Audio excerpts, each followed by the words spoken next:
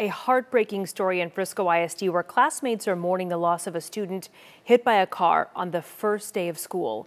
We want to give you a live look at where this all happened around 5:30 yesterday morning. You see just how dark it is outside right now. Police say the 15-year-old was riding his bike and crossing the intersection at Independence Parkway and George Washington Drive at the Frisco-McKinney border.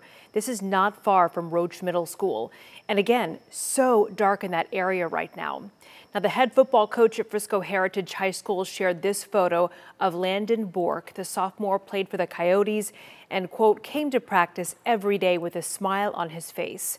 Frisco police say the driver stayed at the scene to try and help. A reminder for us all to be alert as we do go back to school.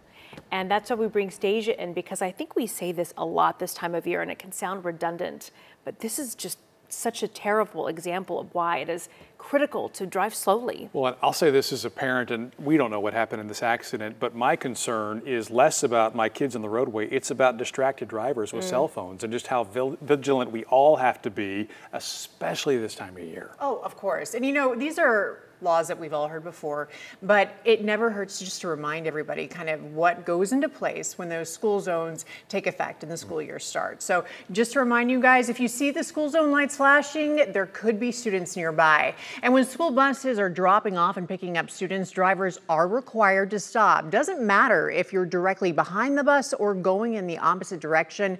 You need to stop both ways. And you're not allowed to pass unless there's a median separating the lanes of traffic. Parents should remind the younger children, if they need to cross the street, always do so in front of the bus. Make sure they can see the driver through the dash window and the driver can see them. So always good to remind folks. Good information. I appreciate it this morning, Stacia.